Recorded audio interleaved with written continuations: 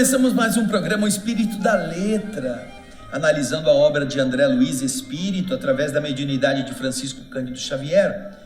E estamos dando sequência a esse maravilhoso livro, Mecanismos da Mediunidade, que para muitos espíritas era um temor, era uma assombração, uma coisa inexplicável, incompreensível, tanto que não liam.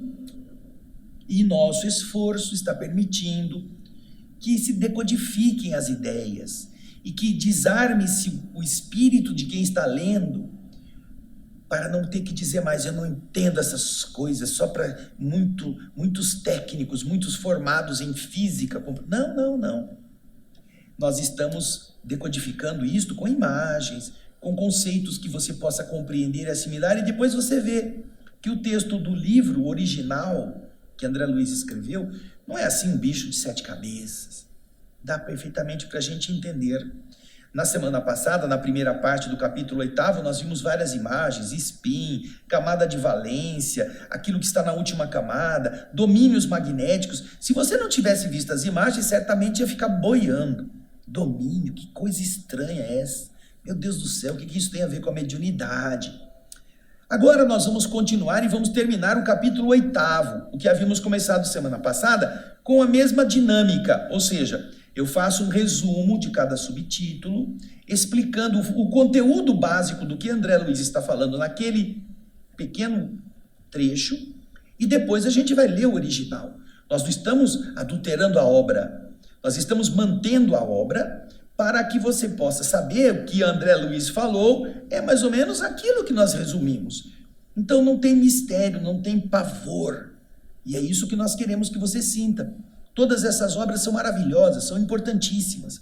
E nós, quando aprofundamos, vamos ver quantos benefícios e quantas revelações foram trazidas através de André Luiz para nós, tá bem? Então agora, pega o seu livro, pega seu caderno, seu papel, sua caneta, para ir anotando os pontos importantes, se não tudo, pelo menos você pode anotar os resumos, né? Pode anotar os sinônimos, pode ver o que quis dizer, para você poder orientar-se depois numa leitura de outra oportunidade que você vai estudar, não é mesmo? Vamos lá então, agora vamos começar o capítulo 8º, na metade para frente. Campo magnético essencial, é o subtítulo agora que vamos abordar. E você vai ver agora nos primeiros slides o resumo que eu, André Luiz Ruiz, fiz de cada um dos subtítulos, começando por esse, campo magnético essencial. Dá uma olhadinha aí na tela.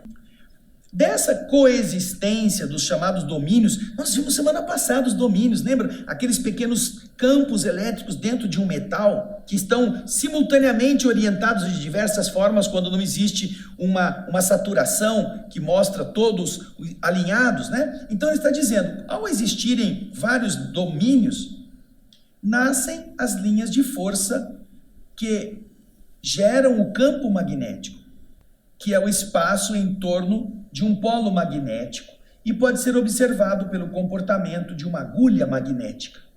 Então, esses domínios todos vão gerar uma coisa que se chama campo magnético. E você pode detectar isso colocando uma agulha magnética. A agulha magnética, ela vai apontar sempre numa mesma direção. E é importante você entender isso. Sabe por quê? Se você pega uma bússola comum, dessas que você compra para a criança brincar, você põe a bússola e ela vai apontar sempre uma mesma direção, norte e sul. Aí você pega um pedaço de metal, qualquer pedaço de metal, uma placa, um pedaço de condutor que você deixou lá jogado, ou um tubo de metal, desses que passa água, não importa. Você pega um pedaço de metal e você chega perto da bússola com esse metal. Você vai ver que a agulha se modifica.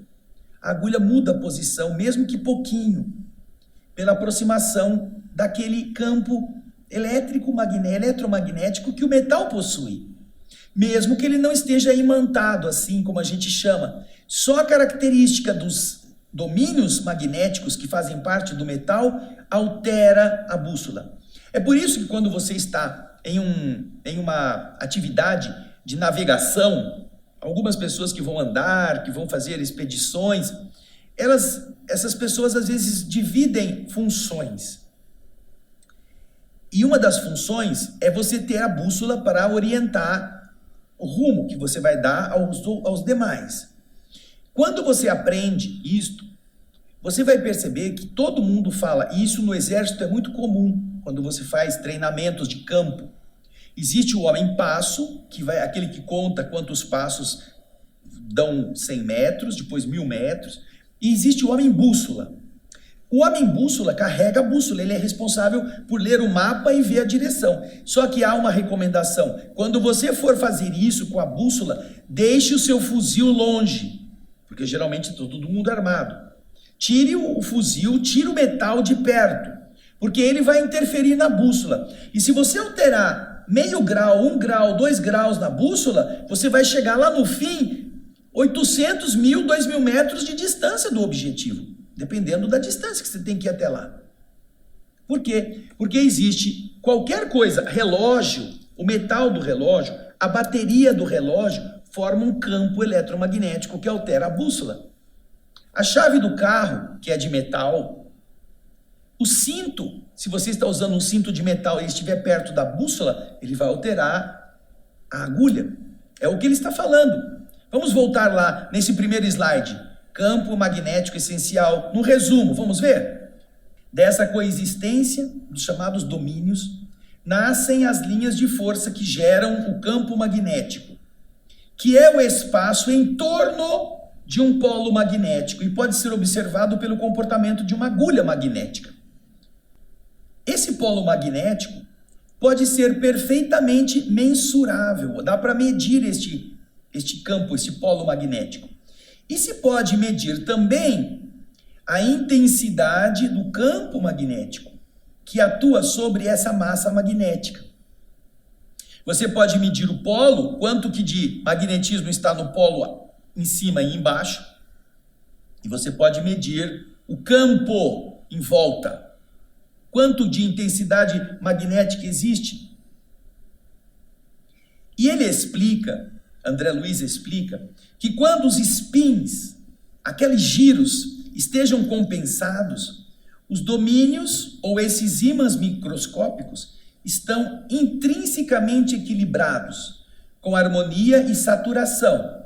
E o campo magnético se apresenta regular, coisa que não acontece nos elementos em que os spins da periferia estejam descompensados ou estejam em regime de excitação. Então, a saturação ordena, a falta de saturação deixa as coisas meio confusas, deixa as coisas meio assim, o campo magnético não está intenso. Pode haver variação. Se você puder medir, por exemplo, você pega uma barra de aço e você apresentar um instrumento que possa medir o campo magnético, talvez você detecte que em determinadas partes da barra de aço há uma diferenciação de campo magnético, por causa dos domínios estarem mais entrelaçados ou menos entrelaçados, menos em harmonia, nos spins daquele grupinho de elétrons que está lá. Assim, você vai percebendo o que André Luiz está dizendo aí. Quando você passa aquela corrente forte de magnetismo, todos os spins se ordenam, se organizam. Vamos ver, continuar a ver o resumo. Dá uma olhadinha aí no último slide do resumo. Por fim, André Luiz informa que existem na Terra substâncias naturalmente magnéticas, enquanto que há aquelas que podem adquirir essas características magnéticas de forma artificial, como o ferro, o aço, o cobalto, o níquel e as ligas destes elementos, sendo certo que alguns só ficam imantados enquanto estão sob a ação da força que os magnetiza, enquanto outros, como o aço temperado, fica imantado por mais tempo, por reter essas características mesmo depois de interrompida a força que o magnetiza. Olha que legal! Então, estes metais, eles são suscetíveis de serem imantados. E existe um vídeo muito interessante, nós não vamos colocar aqui a referência do link, mas você pode procurar. Existe um rapaz na internet que faz muitas experiências. É muito interessante. E uma delas, ele vai numa empresa que produz ímã. Produz ímãs. E ele mostra como que eles produzem o ímã. Então eles pegam determinados tarugos de metal, às vezes redondos, às vezes compridos. Eles colocam em um determinado local, envoltos por uma estrutura que vai lhes trazer uma carga muito grande de energia magnética. E aí então eles têm um grande aparelho onde eles colocam lá uma carga muito poderosa de energia.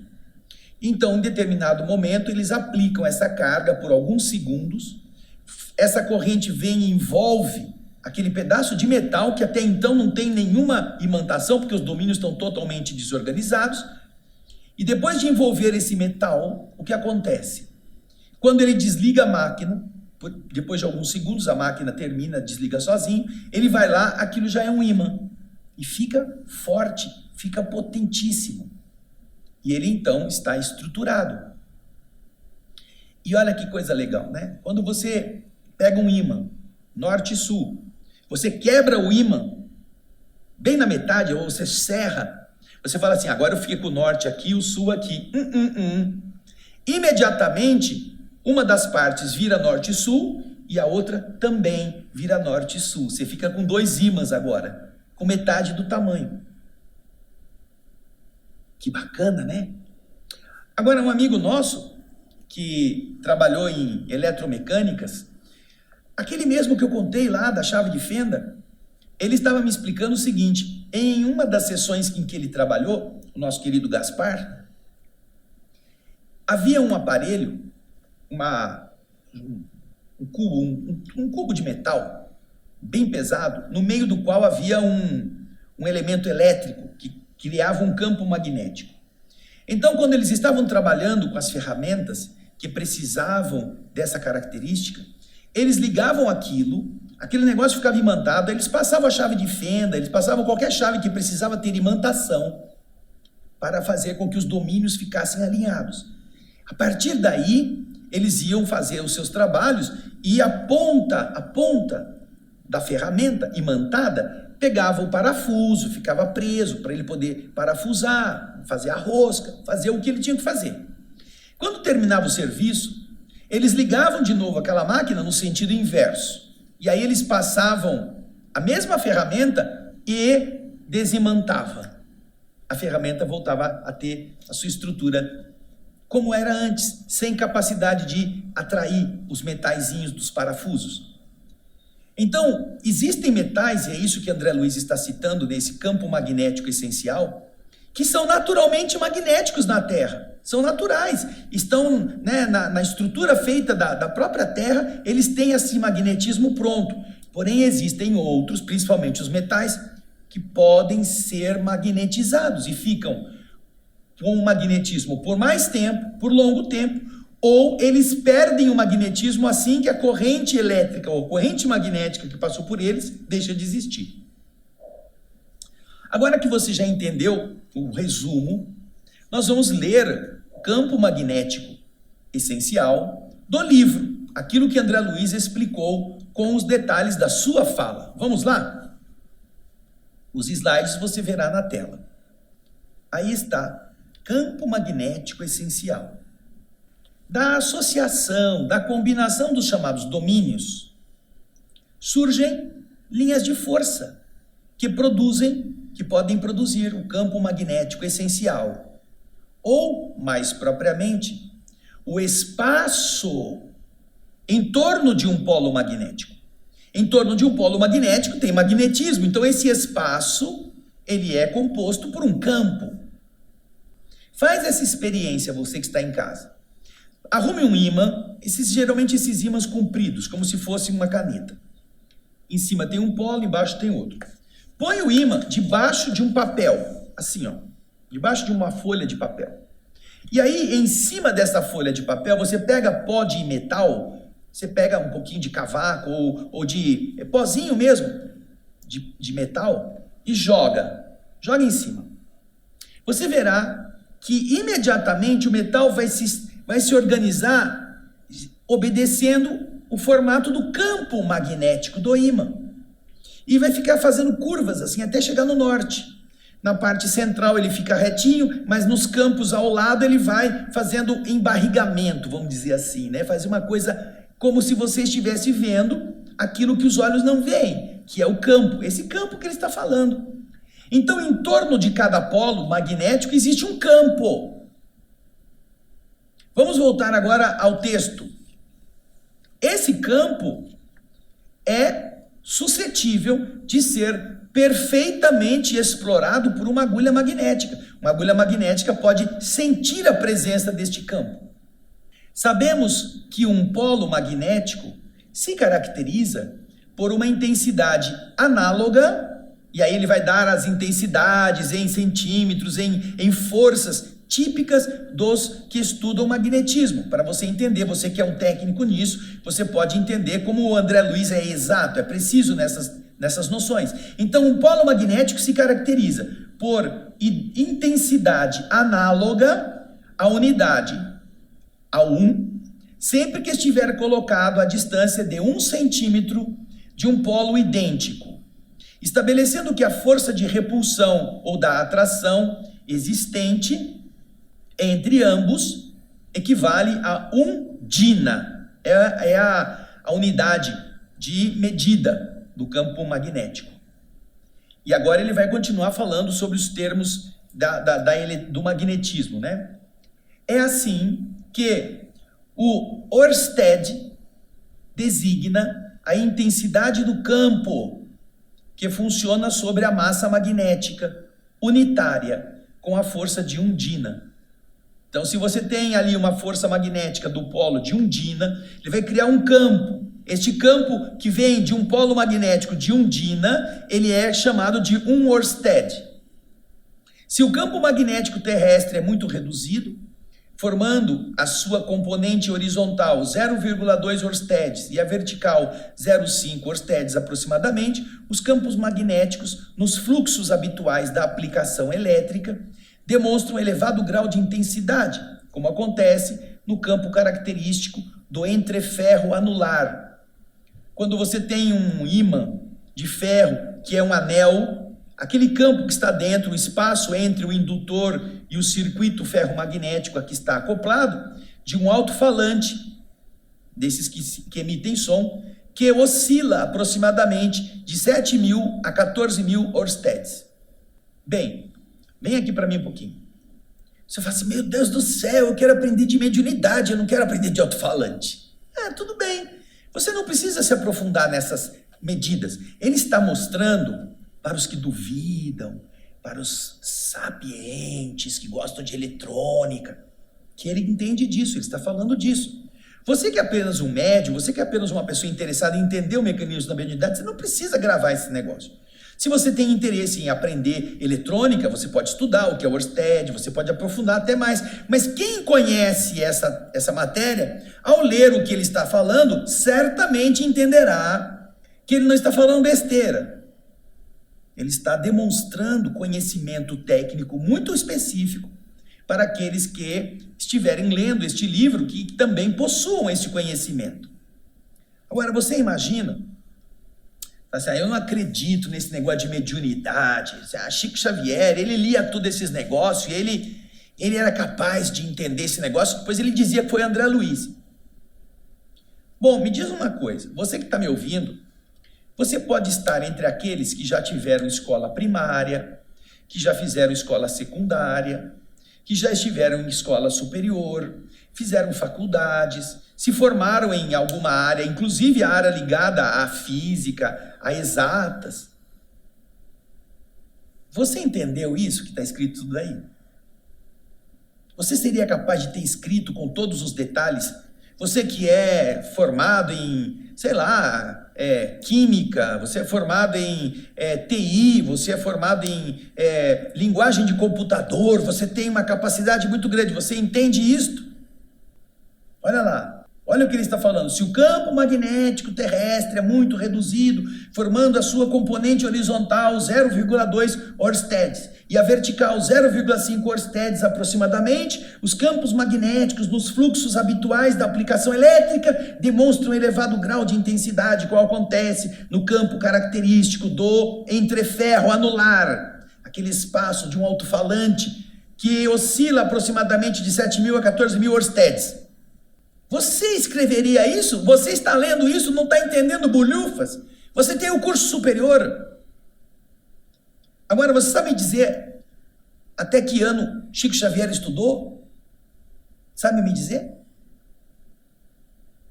Ele estudou até terceiro ano primário. Se chegou a isto. Você acha que é que depois ele foi fazer faculdade? Não, nunca fez. Ele era pobre. O máximo que ele tinha era acesso aos recortes velho de jornal da sua época. Numa época em que, quando ele estava encarnado, quando estava começando, não havia nem rádio no Brasil. Nem emissão de rádio existia. Depois veio a Segunda Guerra Mundial. Nada dessas eletrônicas foi desenvolvida na ocasião. Teve época que o Chico Xavier tinha 3 empregos para cuidar da sua família. Ele era o único de 15 que estavam desempregados na casa. O único que trabalhava. Você acha que...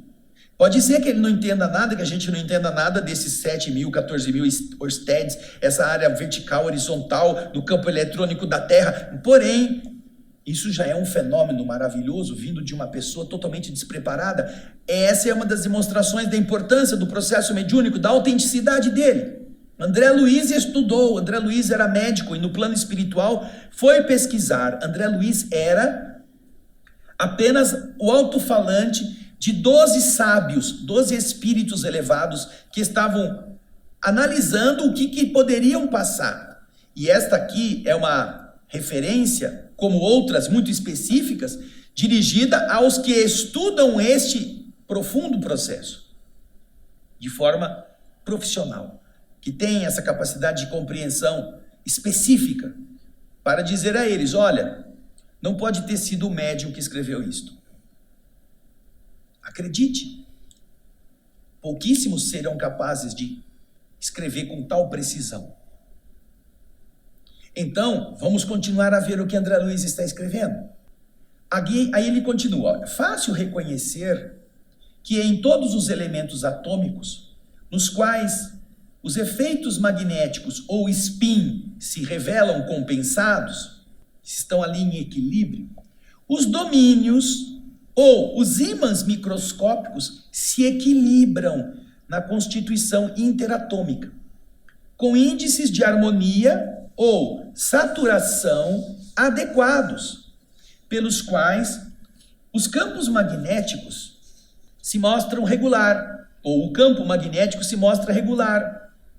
O que não acontece nos elementos em que os spins, aquele giro dos elétrons da camada periférica, estejam descompensados, ou naqueles que estejam sob o regime de excitação. Possuímos na Terra as chamadas substâncias magnéticas naturais, e ainda aquelas que podem adquirir semelhantes qualidades de forma artificial, como sejam mais destacadamente o ferro, o aço, o cobalto, o níquel, e as ligas, as combinações que eles fazem, as ligas que lhes dizem respeito, as misturas desses metais, merecendo especial atenção o ferro doce, mas não é doce porque você chupa e ele tem açúcar, não, porque ele é mais molinho, chamado assim na metalurgia de ferro doce, ou aço doce, que mantém a imanização. Se você imantar aquele ferro doce, aquele aço doce, apenas no curso do tempo em que ele está submetido à ação magnetizante. Ao passo que o aço temperado fica mais tempo. Ele se demora imanizado ou imantado por mais tempo, depois de terminada a ação referida, em vista de ele reter a imanização que continua restando nele. Ele continua atraindo outros metais. mesmo depois de não estar mais passando nenhuma força eletromagnética por ele.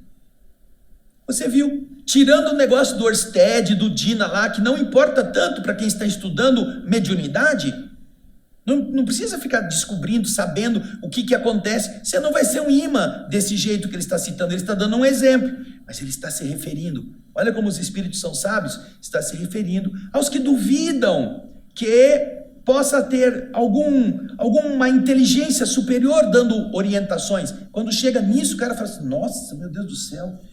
Olha, eu que sou técnico nisso, às vezes me perco nesse negócio, eu não entendo direito. Mas quem entende sabe. Puxa vida, olha que precisão, como foi descrito. Nossa, um homem desse aí que fez até o 3º ano primário nunca ia poder escrever um negócio desse. Não é mesmo? É um espírito que está fazendo isso. Agora, nós vamos para o subtítulo Ferromagnetismo e Mediunidade. Porque no subtítulo que nós estávamos falando até aqui, tirando esse trechinho que você viu aqui, que é muito técnico, o resto dá para entender tudo. Dá para entender o que ele está dizendo, sem esse detalhamento. É a mesma coisa que você vai no médico. O médico diz assim para você, olha, seu exame demonstra que você está com uma inflamação na garganta. Sua inflamação está impedindo que você engula. Ah, que bacana. Aí ele diz assim, mas eu vou te explicar como é que essa inflamação dá. Porque o Streptococcus, ele está atuando nos filamentos internos das suas glândulas que estão aí compondo as amígdalas. Essas amígdalas, e começa a falar um monte de coisa. E você, sei, entendi. E aí o mecanismo do antibiótico vai entrar pelas artérias, arteríolas, vênulas, e vai atuar o linfócito T, vai pegar o monócito e você fica, sei. Ele está demonstrando conhecimento. Ele quer mostrar que ele entende do que ele está falando. Mas para você, pouco se lixando, você está com dor de garganta, não é isso? Fala, dá o remédio aí, doutor, que eu vou tomar. E isso resolve? Resolve. Você não precisa entender o mecanismo da doença. Você pode entender que aquela medicação vai te fazer bem. É isso que acontece.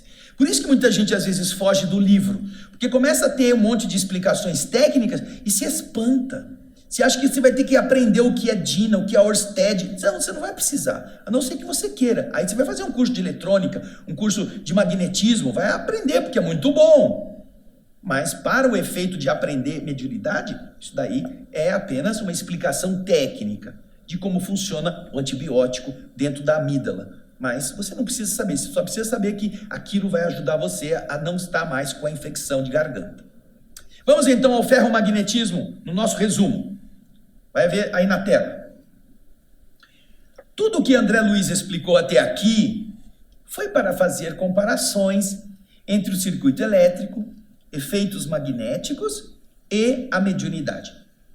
Nas mentes humanas, que estejam harmonizadas as vivências da experiência, aqueles médiuns que estão assim vivendo normalmente, sem agitações ou bloqueios, mesmo quando possuam uma sensibilidade mediúnica normal,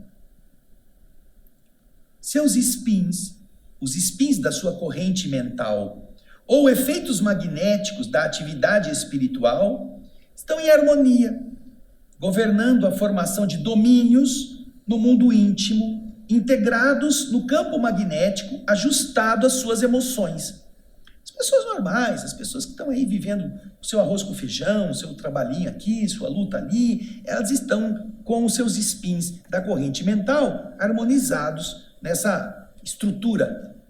Agora ele vai explicar uma outra coisa interessante. Na sequência, vamos ver o resumo. Agora, já nas mentes humanas, em que os spins e os efeitos magnéticos do pensamento estejam descompensados, as propriedades magnéticas se apresentam com teor aumentado, tanto maior quanto mais descompensados estejam, modelando condições mediúnicas instáveis que pedem o auxílio de correntes de força que lhes ofertem o necessário equilíbrio. Ora, quando o pensamento está descompensado, quando a mente, a corrente mental está assim agitada e desarmonia, o que acontece é que os spins estão de tal maneira desajustados que os domínios estão confusos. E isso pede a ação elétrica, eletromagnética mais potente para organizá-los. Vamos ver o outro slide do resumo. Esta condição de estar com a corrente mental em desajuste é observada tanto quando as grandes almas aceitam missões de abnegação e de renúncia em planos inferiores, aí ficando em posição de desnível, como em almas menos enobrecidas, que se vejam em aflitivo desajuste nas reencarnações reparadoras decorrentes de seus débitos perante a lei.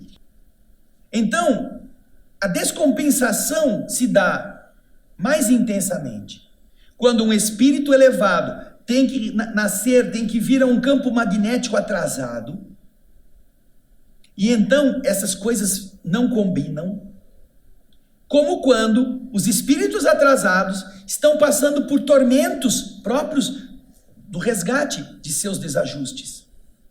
Desajustaram tanto suas estruturas mentais que agora estão com elas em pandareco. E isto gera uma diferença de potencial que vai ser compensada depois. Vamos ver o último slide do resumo? Vamos lá. Assim, as mentes que estejam integralmente afinizadas com a esfera física. Tá tudo bem, eu gosto desse jeitão, tá ótimo para mim, não tenho muitos ideais, também não tenho muitos vícios. Essas mentes integradas com a esfera física possuem campo magnético reduzido, ao passo que aquelas mentes situadas em condições anormais, positiva ou negativamente, possuem campo magnético mais vasto, com possibilidade de ampliação, seja no exercício do bem, quanto na prática do mal. É assim. As pessoas normais, que não têm nem muitos ideais, nem muitas revoltas, nem muitas reclamações, elas estão harmonizadas. Não têm um poder mental magnético muito grande. Porém, aqueles seres encarnados ou não encarnados, que detenham um pensamento mais elevado do ponto de vista dos ideais e estejam num ambiente menos elevado, a diferença de potencial é mais intensa, então eles têm um campo magnético muito mais potente. E também os que são maus e que estão revoltados, estão brigando, estão em atritos, os choques mentais estão atuando muito intensamente, possuem campos magnéticos mais intensos. Tanto no bem, e você pode aumentar isso, fazendo o bem, se sentindo mais voltado para enfrentar as adversidades, vencer os obstáculos, e então você se sente ainda mais energizado nos caminhos da elevação, quanto a excitação de fazer maldades, de conseguir roubar, de conseguir se drogar, de conseguir ganhar dinheiro a mais, tomar dos outros, porque há uma descompensação intensa dentro de você, uma insatisfação, que é o que André Luiz está explicando, na comparação entre os efeitos dos spins com a corrente mental, o magnetismo produzido. Quando tudo está em harmoniazinha, você não tem muitos objetivos mais elevados, você está, vamos dizer, você está calmo, você está conformado, você não tem muitas alterações mentais no magnetismo. Então, sua mediunidade é aquela mediunidadezinha mediana, médium, né? É na metade. Você não tem capacidade de ampliação. Porém, quando você começa a querer realizar coisas maiores, melhores, mais puras, mais elevadas, você começa a se distanciar da mesmice. E então, o que é que acontece? Os domínios magnéticos do seu pensamento não estão mais satisfeitos. Eles estão agitados, eles estão esperando uma força maior para organizá-los. Então eles têm um potencial magnético maior. E podem realizar coisas muito boas, muito maiores, como se forem bons, obviamente, mas podem fazer muitas besteiras. Podem fazer coisas muito ruins, se estiverem em sintonia com a negatividade. Por isso que ele explicou tudo isso nos itens anteriores, para mostrar que o processo mediúnico também tem correlação, tem afinização, tem semelhança com o spin, os domínios magnéticos, a potência dos efeitos que podem produzir. Agora nós vamos então ler o texto. Ferromagnetismo e mediunidade. Acompanhem comigo, esse é o texto que André Luiz escreveu. Após ligeiros apontamentos sobre circuitos elétricos e efeitos magnéticos, surpreendemos no ferromagnetismo, no magnetismo do ferro, um ponto expressivo para o estudo da mediunidade.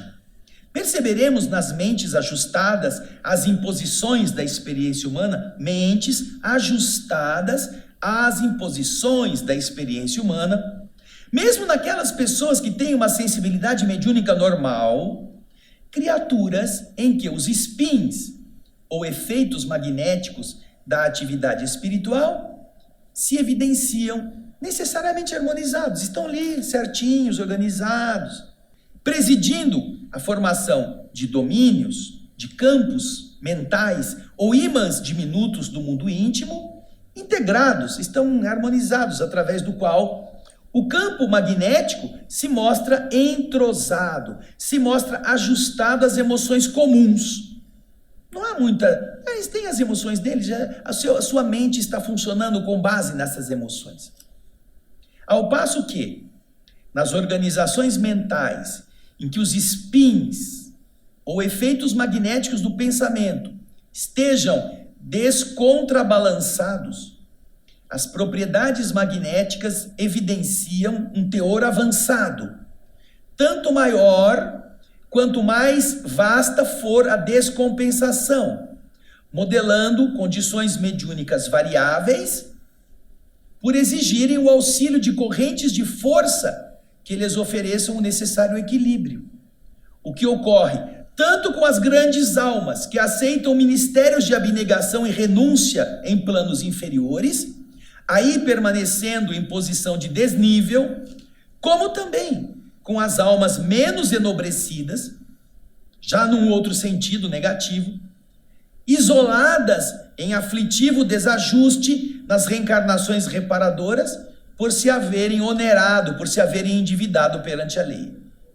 Vemos, portanto, que as mentes integralmente afinadas em harmonia com a esfera física possuem campo magnético reduzido, ao passo que aquelas situadas em condições anormais guardam consigo campo magnético mais vasto, com possibilidades de ampliação, seja nas atividades que se relacionam com o exercício do bem, ou naquelas que se reportam à prática do mal.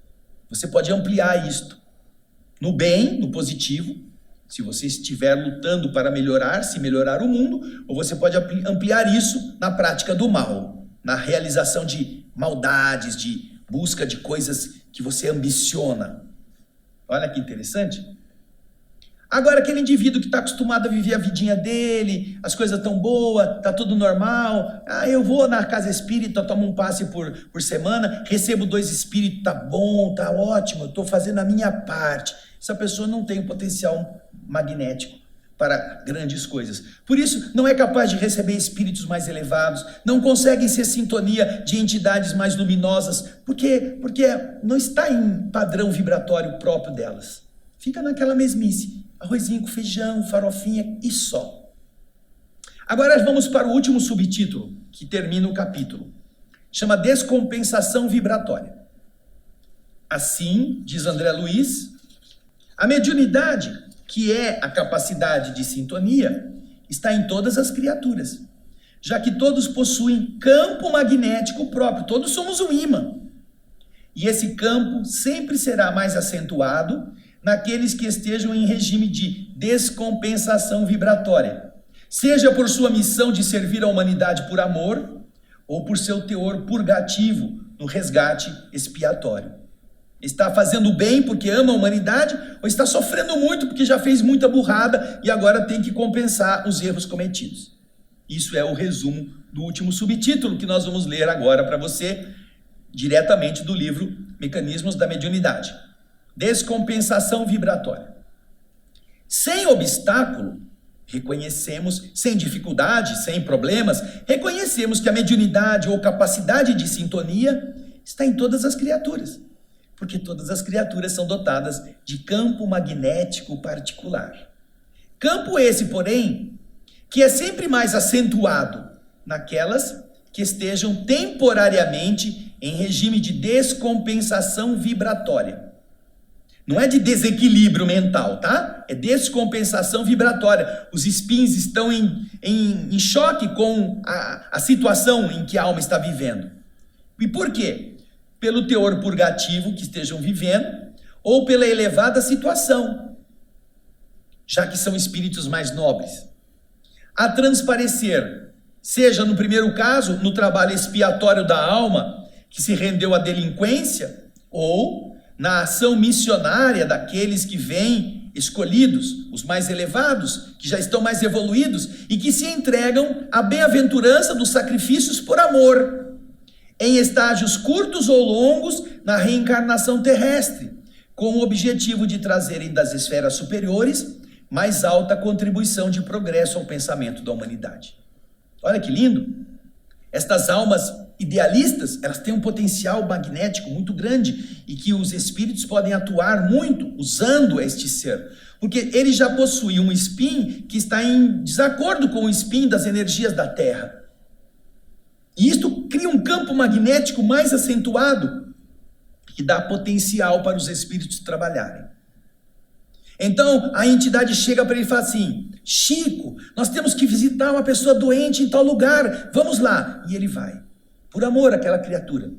Agora os espíritos chegam para a gente, que é esses porcaria, falam assim: nós temos que visitar uma pessoa que está em tal lugar. Ah, mas eu não quero ir não, vou ficar doente, vou pegar a doença dela. Ai não, é muito longe, eu não vou não, porque eu tenho um compromisso, eu tenho que ir para o meu emprego depende do meu salário. Tá vendo a diferença? Você está em harmonia, você está calminho, você não está querendo sair daquela situação. Da mesma forma, entidades inferiores chegam para a criatura revoltada e dizem: você não pode aceitar isso não, essa vibração que estão querendo que você vibre, esse negócio de santificação é errado, você está passando fome, você tem que roubar dos outros. E ele está em expurgo, ele está vivendo uma situação de desajuste, e ele então prefere harmonizar essa situação, ao invés de melhorar-se como ser, de dar vazão ao instinto de roubar, de tomar, de enganar, de matar, às vezes até pelo prazer. Então ele também potencializa esse desajuste dos spins e dos domínios magnéticos, só que aí em harmonia com entidades inferiores como ele. Entenda isto, e se você quiser, você pode desenvolver o seu potencial no bem, e você terá uma mediunidade mais lúcida, mais nítida, mais poderosa para que os espíritos usem. Não é para você se engalanar: eu sou bom, agora eu sou médio, agora estou enxergando, agora eu estou materializando coisa. Não, você é um tolo. Você não entende o mecanismo. Porque a vaidade destrói esse equilíbrio. Mostra que você está do outro lado. Estraga o seu domínio magnético. Agora, quando você está lutando para coisas se tornarem melhores dentro de você e favorecer o mundo, esse potencial te eleva em relação ao padrão vibratório da Terra. Então, é preciso uma força muito grande para utilizar você e você se fazer um membro da elevação do mundo físico, como um missionário. Os missionários, eles têm um magnetismo muito grande. Os desbravadores têm um magnetismo muito grande. As criaturas que estão buscando realizar coisas, mesmo não na área religiosa, têm um magnetismo muito marcante. Por quê? Porque eles estão movidos por um spin, por um domínio magnético muito diferente daquele que está na superfície da Terra, mantendo todo mundo na mesmice de sempre. Que legal, né? Semana que vem nós vamos para o capítulo 9, Cérebro e Energia. Vai lendo já, tá bom? Obrigado pelo seu carinho, obrigado pela sua audiência. Esperamos que esse capítulo 8º tenha te preenchido com muita energia, com muito magnetismo, para você aumentar o seu spin, para você fazer de você mesmo um ser que o mundo espiritual mais elevado possa usar com mais intensidade. Obrigado pelo seu carinho, como eu disse. Até o nosso próximo Espírito da Letra e muita paz.